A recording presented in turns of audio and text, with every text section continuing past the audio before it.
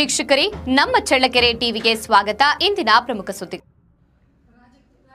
ಚಳ್ಳಕೆರೆ ನಗರದ ಬಳ್ಳಾರಿ ರಸ್ತೆಯ ಚಳ್ಳಕೇರಮ್ಮ ದೇವಸ್ಥಾನದ ಸಮೀಪ ಉದ್ಘಾಟನೆಯಾಗಿರುವ ಅಹೋಬಲ ಟಿವಿಎಸ್ ಶೋರೂಂ ಕಟ್ಟಡವು ರಾಜಕಾಲುವೆ ಒತ್ತುವರಿ ಮಾಡಿಕೊಂಡು ನಿರ್ಮಿಸಲಾಗಿದೆ ಎಂಬ ಆರೋಪಕ್ಕೆ ನಗರಸಭೆ ಪೌರಾಯುಕ್ತೆ ನಾಗವೇಣಿ ಸ್ಪಷ್ಟನೆ ನೀಡಿದ್ದಾರೆ. ಪಕ್ಷದ ಮುಖಂಡರೊಬ್ಬರು ದೂರು ನೀಡಿದ್ರೂ ನಗರಸಭೆ ಯಾವುದೇ ಕ್ರಮ ಕೈಗೊಂಡಿಲ್ಲ ಎಂದು ಸಾಮಾಜಿಕ ಜಾಲತಾಣದಲ್ಲಿ ವಿಡಿಯೋ ಮೂಲಕ ರಾಜಕೀಯ ಪ್ರೇರಿತ ಆರೋಪ ಮಾಡುತ್ತಿರುವುದು ಸತ್ಯಕ್ಕೆ ದೂರವಾಗಿದೆ ಎಂದು ಅವರು ತಿಳಿಸಿದ್ದಾರೆ.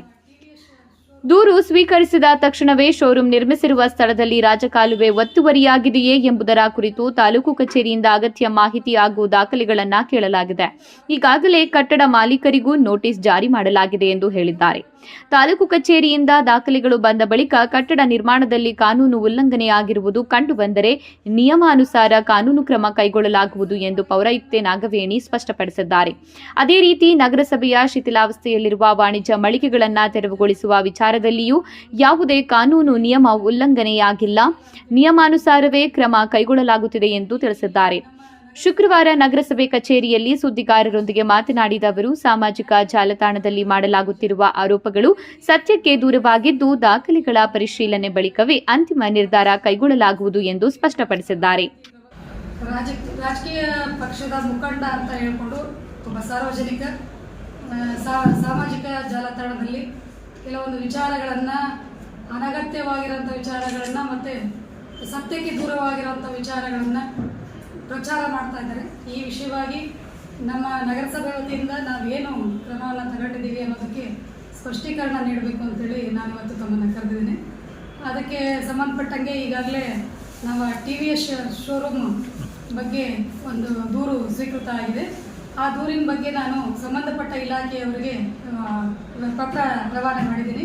ಅಲ್ಲಿಂದ ವರದಿ ಬಂದ ನಂತರ ಅಕ್ರಮ ಅಂತ ಕಂಡು ಬಂದರೆ ನಾವು ಯಾವುದ್ಯಾವುದು ಅಕ್ರಮ ಅಂತ ಕಂಡು ಬರ್ತದೆ ಅಂಥ ಒತ್ತುವರಿಗಳನ್ನು ನಿಯಮಾನುಸಾರ ಕಾನೂನು ರೀತಿಯಲ್ಲಿ ನಾವು ಕ್ರಮ ಕೈಗೊಂಡು ತೆರವುಗೊಳಿಸ್ತೀವಿ. ಆದರೆ ಆ ವಿಚಾರವನ್ನು ನಮ್ಮ ನಗರಸಭೆ ಮಾಳಿಗೆಗಳನ್ನು ಕೆಡವಿರೋ ವಿಚಾರಕ್ಕೆ ಲಿಂಕ್ ಮಾಡಿ ಮಾತಾಡಿರೋದು ಸರಿಯಲ್ಲ. ಮತ್ತು ಈ ರೀತಿ ರಾಜಕೀಯ ಪ್ರೇರಿತ ಒಂದು ಹೇಳಿಕೆಗಳನ್ನು ನೀಡುವುದು ಸರಿಯಲ್ಲ ಅಂತೇಳಿ ನಾನು ಈ ಮೂಲಕ ಹೇಳ್ತಾ ಇದ್ದೇನೆ.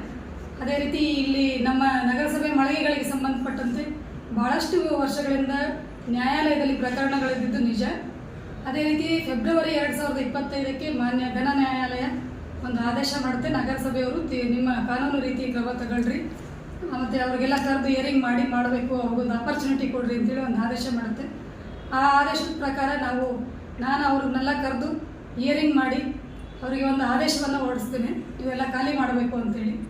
ಆ ಆದೇಶದ ವಿರುದ್ಧ ಕೂಡ ಮತ್ತೆ ನಮ್ಮ ಬಾಡಿಗೆದಾರರು ಹೈಕೋರ್ಟ್ ಮೆಟ್ಟಿಲಿರ್ತಾರೆ. ಹೈಕೋರ್ಟಲ್ಲಿ ಮಾರ್ಚ್ 2026ಕ್ಕೆ ಆ ಎಲ್ಲ ಕೇಸುಗಳನ್ನು ಹೈಕೋರ್ಟ್ ವಜಾಗೊಳಿಸ್ತದೆ. ವಜಾಗೊಳಿಸಿದ ನಂತರ ನಮ್ಮ ಬಾಡಿಗೆದಾರರು ಸ್ವಯಂಕೃತವಾಗಿ ತಾವೇ ಎಲ್ಲ ಅಂಗಡಿಗಳನ್ನು ಖಾಲಿ ಮಾಡ್ಕೊಳ್ತಾರೆ. ಖಾಲಿ ಮಾಡಿದ ಮೇಲೆ ನಾವು ಆ ಅಂಗಡಿಗಳನ್ನು ತೆರವುಗೊಳಿಸಿದ್ದೀವಿ. ತೆರವುಗೊಳಿಸಿದ ನಂತರ ಮತ್ತೆ ಹೊಸ ಮಳಿಗೆಗಳನ್ನ ಕಟ್ಟೋದಕ್ಕೆ ಅಲ್ಲಿ ನಾವು DPR ಕೂಡ ಅಪ್ರೂವ್ ಆಗಿದೆ, ಸರ್ಕಾರದ ಹಂತದಲ್ಲಿ ಬಾಕಿ ಇದೆ. ಅದು ಕೂಡ ನಾವು ಪ್ರಾಸೆಸ್ ಮಾಡ್ತಾ ಇದ್ದೀವಿ. ಮತ್ತು ಅದಕ್ಕೂ ಇದಕ್ಕೂ ಯಾವುದೇ ಲಿಂಕ್ ಇರೋದಿಲ್ಲ. ನಾವು ಯಾವುದೋ ಕೋರ್ಟಲ್ಲಿ ಇದ್ದಾಗಲೇ ಕೋರ್ಟ್ ಆದೇಶವನ್ನು ಉಲ್ಲಂಘನೆ ಮಾಡಿದ್ದಾರೆ ಅಂತೇಳಿ ಹೇಳಿಕೆಗಳನ್ನು ಕೊಡ್ತಾ ಇದ್ದಾರೆ. ಆ ರೀತಿ ಯಾವುದೂ ಆಗಿಲ್ಲ. ಕೋರ್ಟು ಕ್ಲಿಯರಾಗಿ ಹೇಳಿದೆ. ಆ ಕೇಸ್ಗಳು ಡಿಸ್ಮಿಸ್ ಆಗಿದ್ದು ಕೂಡ ನಮ್ಮ ಹತ್ರ ಕೋರ್ಟ್ ಆದೇಶದ ಪ್ರತಿಗಳಿದೆ. ಅದರಿಂದ ಈ ರೀತಿ ಯಾವುದೇ ರೀತಿ ರಾಜಕೀಯ ಪ್ರೇರಿತವಾದಂಥ ಹೇಳಿಕೆಗಳನ್ನ ಅಧಿಕಾರಿಗಳ ವಿರುದ್ಧ ನೀಡಬಾರ್ದು ಅಂತೇಳಿ ನಾನು ಈ ಮೂಲಕ